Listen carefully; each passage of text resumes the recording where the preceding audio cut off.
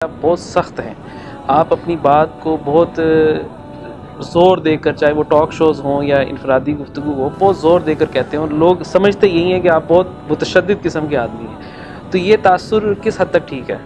متشدد ہونے کا تاثر آپ نے 100% بات کی ہے، درست ہے. لوگ یہ سمجھتے ہیں کہ یہ زبردستی اپنی بات منوانے کی کوشش کرتے ہیں، لیکن آپ کے ساتھ اکثر دیکھا ہے گارڈز وغیرہ بھی ہوتے ہیں، تو وہ ویسے ہی رکھے ہوئے ہیں، شوقیہ طور پر رکھے ہوئے ہیں یا کوئی مجبوری ہے؟ نہیں عبدالمتین بھائی، شوق تو کسی کو نہیں ہوتا اس طرح کے پیسے، خاص طور پہ کاروباری آدمی ہو. ہماری برادری بھی شیخ ہے، تو سوچ یعنی شوق تو بالکل نہیں ہے. مجبوری یہ ہے کہ ہمیں مختلف اداروں کی طرف سے لیٹر آ جاتا ہے. بعض اوقات آپ کی وابستگی ہمیں نظر آتی ہے جمعیت اہل حدیث کے ساتھ، تو اصل میں سیاسی طور پر کہیں یا اپنی جماعت کے طور پر کہیں، جمعیت اہل حدیث آپ کی جماعت ہے یا قرآن و سنہ موومنٹ آپ کی ہے، یا یہ دونوں آپ کی ہیں؟ یہ پیرالل چیزیں ہیں یا کیا ہے؟ یہ سیاست میں عملی طور پر آنے کا ارادہ ہے M P A M N A کے طور پر، یا کیا مستقبل کہ دفاع اسلام بنانے کا مقصد ہی یہ ہے کہ اس کو سیاسی پارٹی کے طور پر رجسٹرڈ کرایا جائے گا اور بھرپور طریقے سے سیاست میں حصہ لیا جائے گا. آپ کے اور آپ کے والد رحمۃ اللہ علیہ میں مشترک نظر آئی مجھے، بہت شدت کے ساتھ جنرل ضیاء الحق کے خلاف بولا کرتے تھے. اسی طرح میں نے آپ کو دیکھا کہ عمران خان کے خلاف آپ کی وہی شدت مجھے نظر آئی جو آپ کے والد صاحب کی ضیاء الحق کے بارے میں تھی. حالانکہ ان ساری پارٹیوں میں اگر کوئی آدمی اسلام کی بات کرنے والا ہے وہ عمران خان ہے. چلیں، اگر آپ نے یہ بات کر لی ہے تو آپ کو یہ بات بھی بتاتے ہیں کہ عمران خان صاحب کے ساتھ ہمارے بڑے اچھے براہ راست تعلق بھی تھا. انجینئر صاحب کی جو زیادہ تر ان کا فوکس ہے، یا جن کو وہ برا بھلا کہتے ہیں، بابوں کو اور اس طرح کی چیزوں کو، وہ زیادہ تر یا تو بریلوی حضرات سے تعلق رکھنے والی چیزیں، کرامات اور اس طرح کی چیزیں، یا دیوبندی حضرات سے تعلق رکھنے والی المحنت المفند اور اس طرح کی چیزیں. اچھا، مجھے یہ بات سمجھ نہیں ہے کہ وہ رد تو کر رہے ہیں بریلویوں اور دیوبندیوں کا، تو آپ ایز اے اہل حدیث اتنا زیادہ ان کے خلاف کیوں ہیں؟ اس کی کیا وجہ ہے؟ ہمیں اکثر لوگ کہتے ہیں، جیسے آپ نے کہا کہ یار وہ تو بابوں کے خلاف بولتا ہے، اہل حدیثوں کی فیور ہو رہی ہے. اس کے اوپر جو مقدمات ہیں، یہ کوئی میری اس کے ساتھ ذاتی، آپ نے سوال کیا میری اس کے ساتھ کوئی جائیداد کا جھگڑا ہے یا ذاتی جھگڑا ہے. وہ کہہ رہے ہیں آپ کی دکانیں بند ہو رہی ہیں. انجینئر محمد علی مرزا صاحب کو آپ نے بات چیت، مناظرے، موبائل لے کے بڑا آفرز کروائیں. وہ کہتے ہیں کہ آپ اپنی جماعت کے بڑے کسی کو ساجد میر صاحب سے لکھوا کے لے آئیں. یہ نہیں کہتا، وہ یہ کہتا ہے کہ ان کا جو سب سے بڑا میں اس کے ساتھ کروں گا. وہ کہتا ہے امام کعبہ کے ساتھ میں نے مناظرہ کرنا. بھائی امام کعبہ کو کون اردو سکھائے گا؟ عربی آپ کو آتی نہیں، اردو ان کو آتی نہیں، تو مناظرہ کیسے ہوگا؟ نہیں، ان کی دوسری آفر بھی ہے کہ اگر آپ ان لوگوں کو نہیں لا سکتے تو پھر اپنی جماعت کے بڑے ان سے، مفتی طارق مسعود صاحب تقی عثمانی صاحب سے لکھوا کے لے آئیں، آپ ساجد میر صاحب سے لکھوا کے لے آئیں، اور وہ بریلوی حضرات مفتی منیب الرحمان سے لکھوا کے لے آئیں، تو پھر میں آپ سے مناظرہ کر لیں. میں تو اگر ان کی آفر موجود ہے آج ہی، میں آپ کے چینل کے وساطت سے کہتا ہوں. بسم اللہ الرحمن الرحیم. محترم ناظرین، السلام علیکم. میسج ٹی وی کے ساتھ آپ کا میزبان عبدالمتین ایک بار پھر آپ کی خدمت میں حاضر ہے. ناظرین، جیسا کہ آپ کو پتہ ہے کہ اس پروگرام میں ہم عالم اسلام کی مشہور شخصیات کے ساتھ آپ کا انٹروڈکشن کرواتے ہیں، ان سے آپ کی ملاقات کرواتے ہیں، ان کی ذاتی زندگی کے حوالے سے یہ ہمارا پروگرام ہوتا ہے.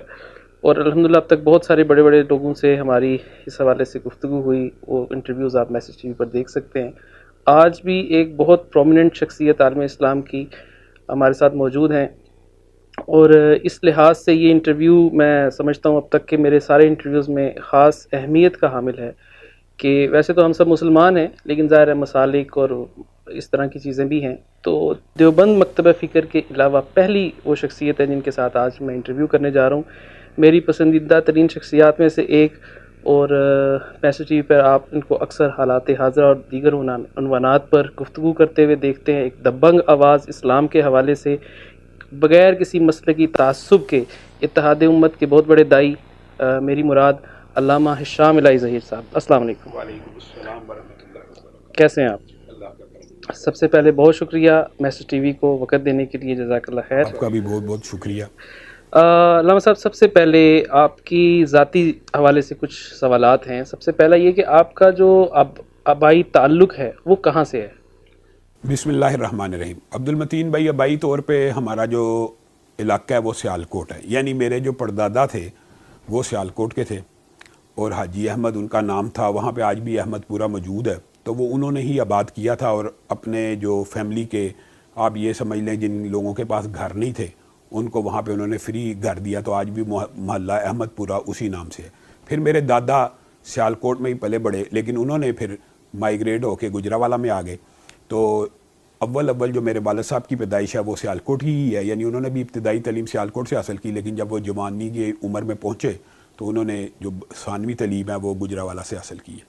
تو ایسے سمجھ لیں کہ سیالکوٹ بھی ہمارا آبائی شہر ہے اور گجراوالا بھی ہمارا آبائی شہر ہے. تو ابھی آپ جو قیام پذیر ہیں وہ لاہور میں ہیں, شفٹ ہو چکے ہیں لاہور؟ ہم الحمدللہ تینوں بھائی, بلکہ میرے والد صاحب اپنی زندگی ہی میں لاہور میں آگے تھے, یعنی سیالکوٹ سے گجراوالا اور گجراوالا سے لاہور. میرے والد صاحب اکیلے بہن بھائیوں میں لاہور مائیگریٹ ہوئے اور ہم الحمدللہ سارے بہن بھائی لاہور میں ہی ہیں. تو ماشاءاللہ آپ کے والد صاحب کو تو دنیا ساری جانتی ہے, علامہ احسان الہی ظہیر شہید رحمۃ اللہ علیہ.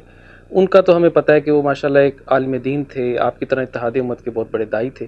تو آپ کا جو خاندان ہے, آپ کے دادا یا باقی لوگ, وہ بھی علمی لحاظ سے ان کا بھی بیک گراؤنڈ تھا یا آپ کے والد ہی پہلے تھے؟ بنیادی طور پہ جو میرے دادا تھے حاجی ظہور الہی, وہ ایک کاروباری شخصیت تھے, بہت معروف تاجر تھے, اپنے دور کے امیر ترین لوگوں میں شامل تھے. انہوں نے اپنے بچوں کو حافظ قرآن بنانے کا ارادہ کیا, تو میرے والد کے 2 بھائی مزید حافظ قرآن بھی بنے. اور اس کے بعد جو میرے والد کے چھوٹے بھائی ہیں وہ عالم عرب میں اس وقت بہت بڑے عالم کی حیثیت سے جانے جاتے ہیں. ان کا نام ڈاکٹر فضل الہی ہے. وہ میرے چچا ہیں, سعودیہ کی مختلف یونیورسٹیز میں انہوں نے پڑھایا. الحمدللہ انہیں یہ اعزاز حاصل ہے کہ مسجد النبوی کے اندر جو پاکستانی علماء درس دیتے ہیں, آج بھی وہ حج کے موقع پر جا کے مسجد النبوی کے اندر ان کی چیئر لگتی ہے اور وہاں پہ وہ درس و تدریس دیتے ہیں. تو یہ تو میرے چچا وغیرہ کے حوالے سے. باقی ان کے جو چھوٹے بھائی عابد الہی ہیں اور حافظ شکور الہی, وہ بھی حافظ اور عالم تھے. لیکن ظاہر ہے کہ ان 2 بھائیوں نے جو اللہ تعالیٰ نے جو ان سے کام لیا وہ باقی دونوں سے الحمدللہ وہ بھی اپنے اپنی فیلڈ میں کامیاب ہیں. لیکن یہ عالم اسلام کے اندر ڈاکٹر فضل الہی کا اور والد صاحب کا ایک بہت زیادہ آپ کو پتہ اثر رسوخ ہے.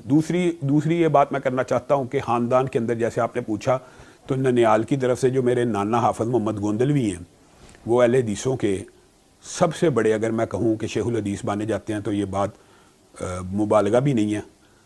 اس وقت برِ صغیر پاک و ہند کے اندر جتنے بھی اہل حدیث علماء ہیں ان کے پاس حدیث کی جو سند ہے وہ میرے نانا کی طرف سے. آپ نے اپنی ابتدائی تعلیم حاصل کی, وہ کہاں سے کی اور کیا کی؟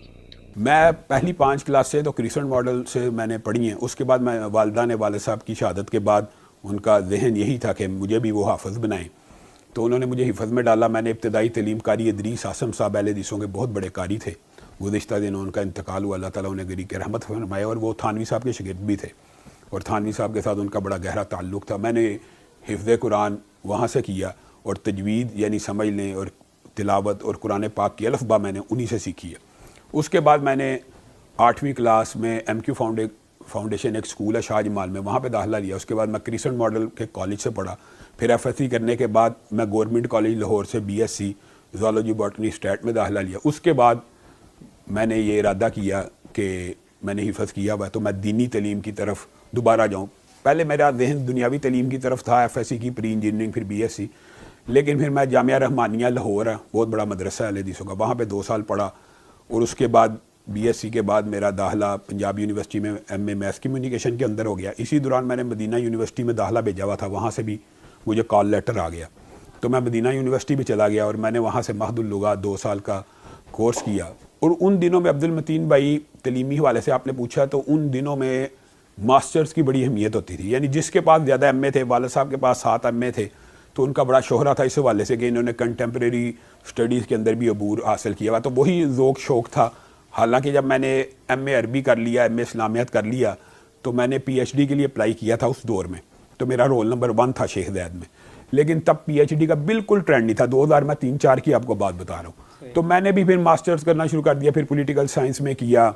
پھر یعنی ماسٹرز کا اس دوران رواج تھا, 4-5 ماسٹر کیے. اس کے بعد میں نے پھر یہ سوچا کہ ایل ایل بی بھی کرنا چاہیے. ایل ایل بی کے والے سے میرے دوستوں کا یہ ذہن تھا کہ ایل ایل بی بڑا مشکل ہے, اور جس طرح آپ ماسٹر کرتے ہیں بغیر پڑھے اور اتنی محنت کے بغیر, یہ نہیں ہوتا. اللہ کے فضل و کرم سے وہ بھی بغیر سپلی کے اور معمولی محنت سے وہ بھی کلیئر کیا. پھر میں ایڈوکیٹ ہائی کورٹ بن گیا. تو اس کے بعد آپ یہ سمجھیں کہ پڑھائی کے اندر گیپ آ گیا, پریکٹیکل لائف میں, کاروبار کے اندر, سیاست میں, جماعت میں. لیکن پھر جب میں نے دیکھا کہ یہ تو اب پی ایچ ڈی کا بڑا سکوپ ہے, تو پھر ایم فل کیا سرگودا یونیورسٹی سے, اور اب میں پی ایچ ڈی کر رہا ہوں UOL سے. مجھے تو آپ نے اسپیچ لیس کر دیا ہے کہ ماشاءاللہ سے دینی اور دنیاوی لحاظ سے ماشاءاللہ سے آپ نے اعلیٰ ترین ڈگریوں کو بھی حاصل کرنا چاہیے، اگرچہ یہ ویسے